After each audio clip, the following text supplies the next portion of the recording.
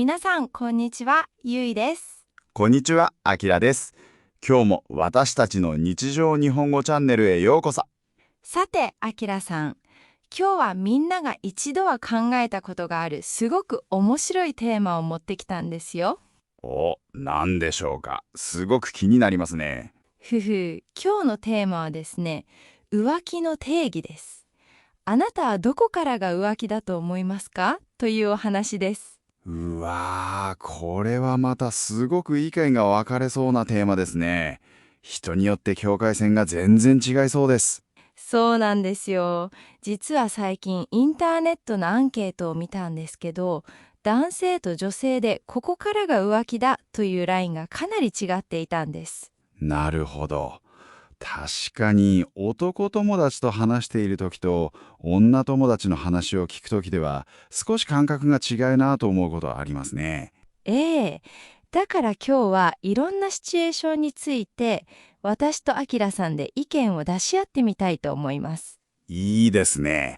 リスナーの皆さんも自分だったらどうかなと考えながら聞いてみてください。まずはスマートフォンに関する話題からいきましょう。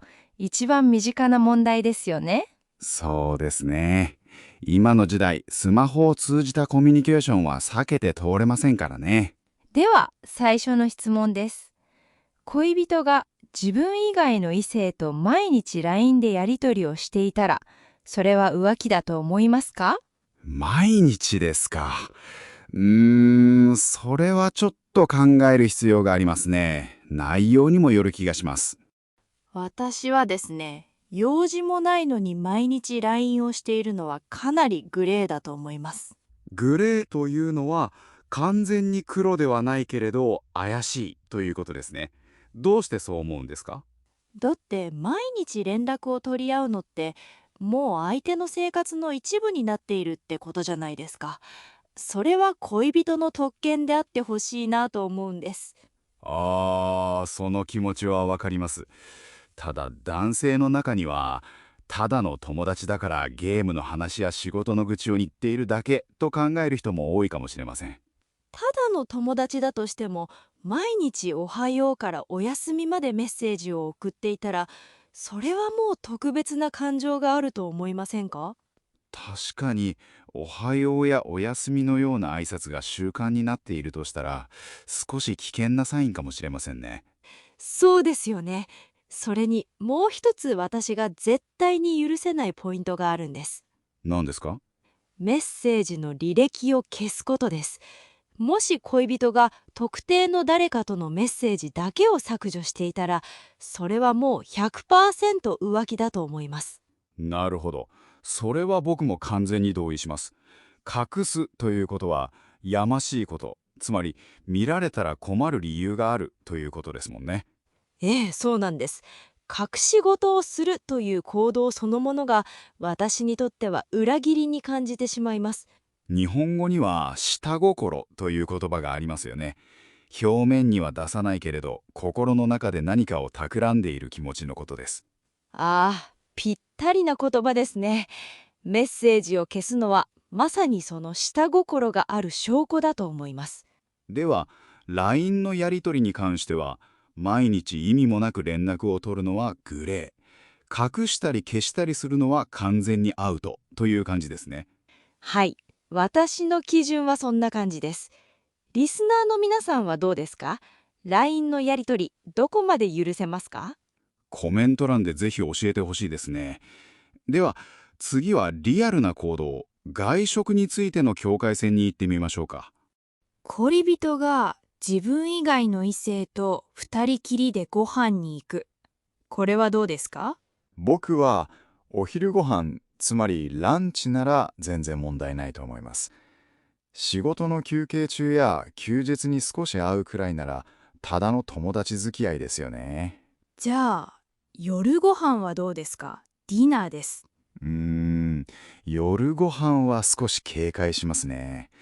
僕の考えなんですけど、外食って時間もお金もかかりますよね。はい、確かに。特に夜ご飯はお金がかかりますし、雰囲気も良くなりがちですよね。そうなんです。だからわざわざ高いディナーに2人で行くなら、自分にとって本当に大切な人だけがいいと思うんです。お金や時間を誰に使うかって気持ちの表れだと思うので。ああ、なるほど。アキラさんらしいですね。堅実というか、自分のリソースをどこに使うかを大事にしているんですね。そう言われると少し恥ずかしいですが、そうですね。ゆいさんはどうですか？外食はどこまでがセーフですか？実は私、美味しいものを食べるのが本当に大好きなんです。新しいカフェやレストランを探すのも趣味で。いつも美味しいお店を知っていますよね。だから、もし男友達に新しくできたレストランに行ってみないって誘われたら、純粋に食事が目的でつい行っちゃうかもしれないんです。なるほど。つまり、ゆいさんにとってはディナーに行くこと自体は浮気ではないという感覚ですか？そうなんです。相手に対して恋愛感情が全くなくて、ただ美味しいものを楽しむためなら夜ご飯でも問題ないかなって思います。これは面白いですね。僕は夜ご飯ならアウトに近いと思っていましたが、ゆいさんはセーフなんですね。はい。でもそれには絶対の条件があるんですよ。絶対の条件ですか。それは何でしょうか。恋人に事前に今日誰々とご飯に行ってくるねと正直に言えるかどうかです。また隠し事のポイントに戻りましたね。そうです。もし私が相手に対して少しでも下心や特別な感情があったら、恋人に言うのは気が引けますよね。確かに。オープンに言えないということは、自分でも心の中でこれは良くないかもしれないと思っている証拠ですね。だから事後報告ではなく、前もって男友達と話題のお店に行くんだと堂々と言えるなら、ランチでもディナーでも浮気じゃないと思います。すごく納得しました。ただ難しいのは、恋人の方が異性と二人でディナーに行くなんて許せないという価値観を持っていた場合ですよね。それは困りますね。もし私の彼氏がそう言うなら、悲しいけれどトラブルを避けるために2人で行くのはやめると思います。そこはお互いの話し合いが必要ですね。ちなみに、お酒が入る場合はどうですか？お酒ですか。私はお酒が好きなので楽しく飲んで帰るだけなら気にしません。でも酔っ払って連絡が取れなくなるとかは絶対ダメです。僕はお酒が入ると理性、つまり正しい判断力が鈍ると思うので、二人きりで飲みに行くのは少し危険だと感じます。あきらさんは本当に慎重ですね。でもその慎重さが信頼につながるのかもしれません。心配性なだけかもしれませんけどね。でも、女性の方が行動よりも気持ちを重視する傾向があるのかもしれません。そうですね。隠さないイコールやましい気持ちがないというロジックは多くの女性が共感してくれるんじゃないかな。すごく勉強になります。では次はもっと直接的なスキンシップについて考えてみましょスキンシップですね。これはもう明確なラインがある気がします。そうですね。例えば、手をつなぐ。これはどうですか？手をつなぐのは間違いなく浮気です。完全にアウトですね。早いですね。僕も同感です。日本では友達同士で手をつなぐ文化は基本的にはありませんからね。ええ。何か危険な場所を歩くときに少し支えるくらいならわかりますが、指を絡めたりして歩いていたらそれはもう恋人です。では、ハグはどうですか？挨拶としてのハグもありますよね。難しいところですね。私は海外に住んでいたこともあるので、挨拶のハグは日常茶飯事でした。なるほど。文化の違いがありますね。日本の日常生活の中ではどうですか？日本で久しぶりに会った友達と、わあ久しぶりって軽くハグするのは感情の表現だからいいと思います。ポンポンと背中を叩くような一瞬のハグですね。それなら僕も理解できます。でも二人きりの部屋で無言で長くハグをするとかは、それは絶対にダメです。気持ちが入りすぎです。それはもうロマンチックな雰囲気になっていますからね。僕としては日本の一般的な感覚だと異性とのスキンシップは基本的にしないのがマナーだと感じます。そうですね。お酒の席でボディタッチが多くなる人もいますが、あれも相手を勘違いさせるから良くないですよね。おっしゃる通りです。身体的な接触は言葉よりも強くメッセージを伝えてしまうことがありますから気をつけるべきですね。はい。ここまでは結構二人の意見が合っていますね。でも次は一番意見が分かれそうなところですよ。意見が分かれそうなところですか？何でしょうか？心の浮気です。体の接触は一切ないけれど、心が別の誰かに向いている状態ですね。それはとても厄介ですね。目に見えない分、どこからが浮気なのか証明するのが難しいです。私が一番嫌なのは、恋人が私との関係の悩みを別の女性に相談していることです。恋愛相談ですね。でも、女性の意見を聞きたいから女友達に相談するという男性は少なくないですよ。そこが落とし穴なんです。相談しているうちに、俺のこと分かってくれるのは君だけだ、みたいになっていくパターン、すごく多いじゃないですか。なるほど。弱みを見せて相手に慰めてもらっているうちに特別な感情が芽生えてしまうということですね。そうです。私との問題を解決するために私と向き合うのではなく、他の人に逃げている時点で心が浮気していると思います。女性はこの精神的なつながりが他の人に移ることを強く嫌悪する傾向がありますよね。はい。あきらさんはどうですか？彼女が他の男性に彼氏が分かってくれないって泣きながら相談していたら。それはショックですね。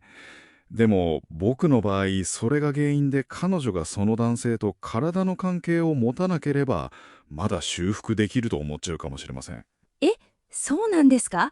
心が離れているのに？もちろん嫌ですよ。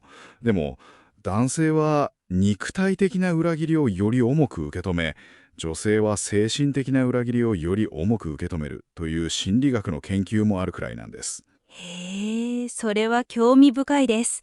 私は心が離れてしまったらもう関係を続けるのは無理だなって思ってしまいます。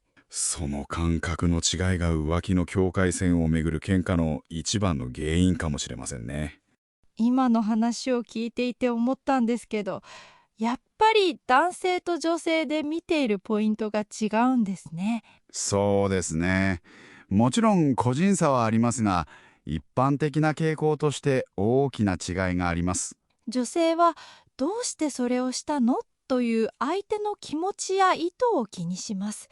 隠し事をする気持ちが許せないんです。一方で男性は何をしたかという事実そのものにフォーカスしがちです。手をつないだかキスをしたかという物理的な事実ですね。だから喧嘩になるんですね。女性がなんで黙って会いに行ったのと怒っているのに、男性はでも何もしてないよって言い訳する。